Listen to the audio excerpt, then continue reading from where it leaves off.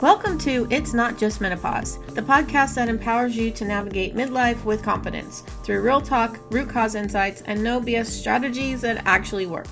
If you're dealing with fatigue, stubborn weight, brain fog, or just feeling off and overlooked, this show is for you. Discover what's really going on with your hormones and why it's not just about estrogen. Each episode breaks down what your doctor didn't explain, the internet got wrong, and what your body's been trying to tell you all along. From stress and metabolism to nervous system support and functional nutrition, we'll cover the tools that help you feel more like yourself, again, without restrictive diets, overwhelming plans, or hormone hype. I'm your host, Cindi, functional nutrition practitioner and certified menopause specialist. I'm here to guide you through the midlife noise so you can stop guessing, get the clarity you deserve, and finally take back control of your health. If you've ever felt dismissed, overwhelmed, or like your body just isn't responding the way it used to, you're in the right place. Let's rewrite the menopause story without the fluff. Hey everybody, welcome back to another episode of It's Not Just Menopause. I am Cindi, functional nutrition practitioner and certified menopause specialist, and somebody who is on a GLP-1. Today I'm talking about being on a GLP-1 and while you're in menopause, which is, over 40, unless you were lucky enough to, start in your 30s, and even menopause, and why it works differently in our bodies at this stage. And here's I just want to talk about two different scenarios, two different women. They start the same medication, the same starting dose, and the same week.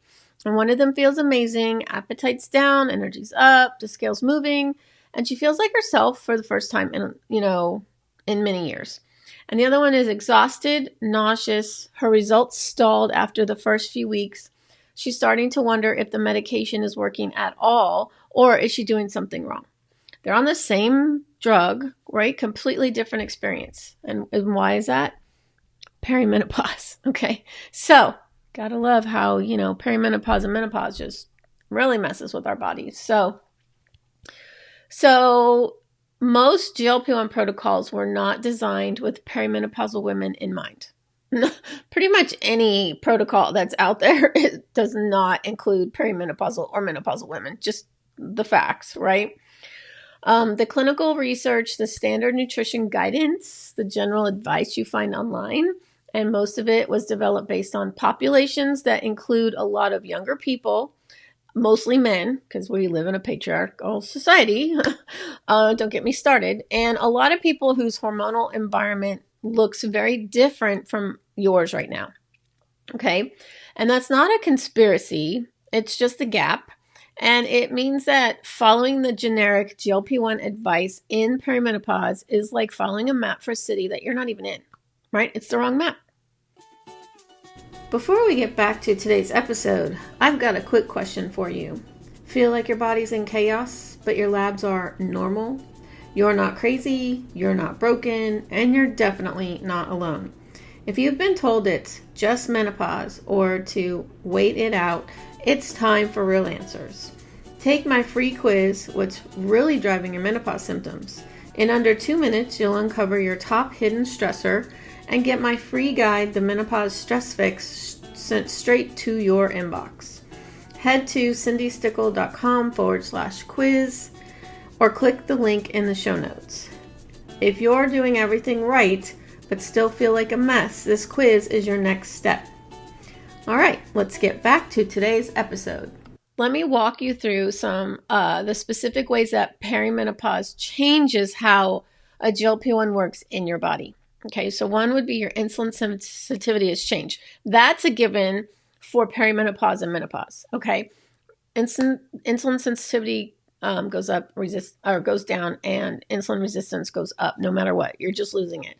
Estrogen plays a direct role in how your cells respond to insulin. As estrogen fluctuates and declines in perimenopause, or is on that roller coaster ride, your cells become less efficient at using glucose for energy. This creates underlying blood sugar instability that makes the blood sugar regulating effects of a GLP-1 harder to maximize. Okay. You need more nutritional precision around blood sugar, not less, when you're in perimenopause or menopause and on a GLP-1. Okay, so number 2 would be you're losing muscle faster. Okay, so estrogen also supports muscle preservation. When it declines, muscle loss accelerates, GLP-1 suppress appetite, which makes it dangerously easy to undereat. And undereating in a body that's already prone to muscle loss means the calorie deficit from the medication comes partly from muscle and not just fat. We already know, and I've talked about this if you've listened to any other episodes on here about menopause, we start losing muscle mass in perimenopause, and then it disappears quicker once you're in postmenopause. Okay. And taking GLP-1 out of the equation, if you're already under eating, which I've talked about over and over again, especially in your protein, you're not building up that muscle while your body's losing it because of the estrogen leaving you. So, and you add a GLP-1, which suppresses your appetite, it just exacerbates it. And so perimenopausal and menopausal women have to be extra careful. That's why I created my special program for it. And when you're losing muscle and not just fat, and it shows up as fatigue, weakness, slower metabolism, and eventually that stall, right? You don't lose weight anymore. The medication is working, but it's working against your muscle instead of your fat loss. Okay, so number 3 would be your cortisol and stress response are already elevated, which is a given in perimenopause. Okay, so in perimenopause, cortisol tends to run higher and it runs at the wrong time of day. Your stress response is way more reactive. I talk about this nonstop. Listen, this is episode 142. Go back and listen to like the last 100 episodes, okay? So when you layer a GLP-1 on top of a system that's already under stress and you don't address what's driving that stress, the medication's effectiveness gets blunted. It's like halted, right? And this is part of why I always say GLP-1s work best when there's a real nutritional foundation underneath them. Because that foundation is what actually calms your system enough for the medication to do what it's supposed to do. It's very similar to anyone who's had gastric bypass surgery. They see a psychologist to make sure that they are mentally okay to have the surgery. They should be seeing a nutritionist and building those foundations in before they have the surgery. Because I've had clients that came to me after their surgery and they still eat like crap like they did before. Okay, so this is, even on a GLP-1, you need that nutritional foundation. And number 4, your hunger signals are already unreliable. So perimenopause disrupts our hunger regulating hormones, leptin and ghrelin. Okay, the hormones that signal fullness and hunger are affected by the same hormonal shifts that drive your symptoms. When you add a GLP-1 on top of that, which further suppresses appetite and your hunger signals, you can easily go from I don't feel like eating much to I genuinely forgot to eat to my body is not getting what it needs without realizing it. In perimenopause, your hunger is not a reliable guide. You need the structure and you need a plan. Okay, so what does this mean for you? Here's the short version because we could be here forever and ever. Okay, and I want this to be a short episode so you can listen to it quickly, not those hour-long ones I've had that I don't have time to listen to myself. But here it is. GLP-1s do work. I am on one. 18 weeks in, I'm down 19 pounds, okay, as of this recording. And they work really well. But in a perimenopausal or postmenopausal body, just eat less is not a plan. And I talk about this whether you're on a GLP-1 or not. It's a setup for muscle loss, fatigue, stalling, and eventually feeling like the medication stopped working when really it never had the foundation it needed to work fully. The women who get the best result on GLP-1s in perimenopause are not the ones who eat the least amount, right? They're the ones who eat strategically, who prioritize protein, who stabilize blood sugar, who eat on a schedule even when they're not hungry. That's key, okay? Who understand that their midlife body has different rules.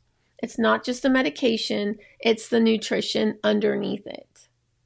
So over the last 3 weeks, we've covered what happens to your body on a GLP-1 without nutrition support, okay? And how blood sugar works differently in perimenopause. And now the full picture of why GLP-1s work differently in a midlife body. Okay, over 40. That's midlife. And if you've been listening and thinking, okay, I need a real plan for this, that's exactly what the GLP-1 Nutrition Foundation is. It's a 6-week live group coaching program. Say that 10 times fast. It starts June 2nd, 2026. Built specifically for women in perimenopause and menopause who are on a GLP-1 or who are going to start one and want to build that foundation first, okay, and want to know exactly how to eat to support it. Okay, we go through the protein, blood sugar, eating with low appetite, side effects, and pulling it all into a plan that's for you specifically, right? Okay. I will have a link in the show notes so you can read more about it and exactly like what we do each week. You'll follow my FUEL method, FUEL, and it's all described on the page the link I'm going to give you. So please, if you know another woman who's on a GLP-1 that is struggling, please, you don't want to increase your medicine just yet, like the dose, because then your side effects are going to be worse. You want to get your nutrition under control first. So please share this episode with them. And I will be in your headphones next week. Thank you for tuning in to It's Not Just Menopause. I hope today's episode gave you real clarity about what's actually going on in your body and reminded you that it's not just your hormones and it's definitely not your fault. If you found value in this conversation, make sure to follow the show so you never miss an episode. You can also connect with me on Instagram at Cindi Stickle Nutrition or head to cindystickle.com for more resources and personalized support on your menopause and midlife health journey.